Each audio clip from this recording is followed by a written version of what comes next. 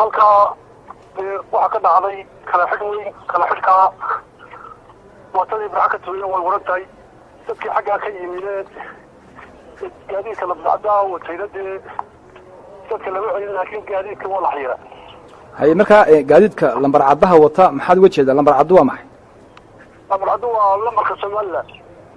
markaa guud ahaan gaadiidkii watay lambarka somalilan ee ka soo gelayay xagga etoobiya waxay ku xidhan yihiin xadka somalilan iyo etoobiya sidaas miya xadka somalilan iyo etoobiya ku xidhan yihiin xaalada ciidamada iyo booliska yaaliin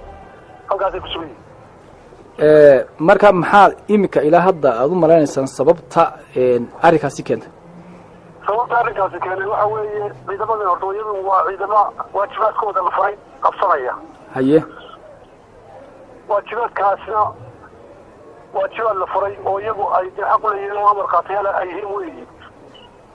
arrinkaasi dawlad dhexana kama iman dawlad kililkana kama iman wuxuu ka yimid degmada gaashaamo la yidhaahdo oo meeshan bariga gaashaamo la yidhahdo ay ka tirsan tahay arrinkaa waxaa ka dambeeya maamulka gaashaamo guddoomiyaha gaashaamo kow iyo wixii uu la halmaale ama uu dee la tashado waa tahay muddada imika xadku uu xidhan yahay ama isu socodku istaagay waa imisa ciddii gaashaamo joogtay ayuunbuu fariintii faray gaashaamo bari wax fariina iyo wax wacyigelina midna umuu soo dirin meel uu xukumana kamuu dhigin meel wax lolehna kamuu dhigin saacaddii xilligii loo qabtayna markay dhammaatay dee waa taa dhinac kasta ka orantay ee ciidamadii amarka la furay ay ka odeen marka waa mise cesho iminka inta isu socodku xidhan yahay waa muddo 5 cashaa imika ayaa socodkaasi xidhan yahay mootadiina jiiftaa labada dhinacba degmada laba reer baa ka dhexaysa gaashaamo bari iyo gaashaamo galbeed baa loola jiray wax gaashaamo bari oo ay degmadaasi maanta wax ku qabtaa ma jirto wixii soo galana dhexdeeda lagu kala goostaa wax horumara ama caafimaad ama yani wixii degmadaas soo gala iyagu waa waxa weeye gudoomiyii gaashaamana waana wada hadlay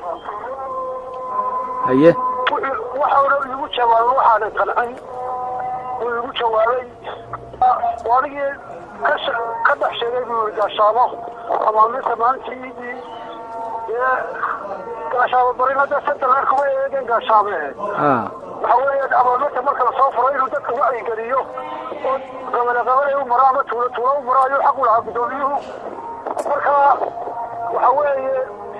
saamigii gaashaamo bari wax allaale wax ay nimankaasi ay ka ogolaadeen ama ay ka hayaan ama ay ka daa'imka ka hayaan ma jirto marka saamigu waxqabadkii iyo wad ujeedaa iyo arrimihii horumarka hadday horumarka iyo hadday xagga mas-uuliyiinta dee shaqada ay tahayba cidna uma joogto gaashaamo bari cidna uma joogto dad magacqliyaadka waa joogaan laakiin dadka u adeega ama wixii ka maqan u doona ma aha waxaan ugu baaqayaa gaashaamo bari inaanu ka tashano degmada gaashaamo oo halaale halkii noogu dhaweeya wax la qabsan karno ama wax la qaybsan karo ama wax la geli karo aanu qabanno oo waxaan warhayaa ilaa coodanle ilaa sibileba warhayaa intaa reerka gaarkii dade wana warhayaa intaasoo waa xidhan tahay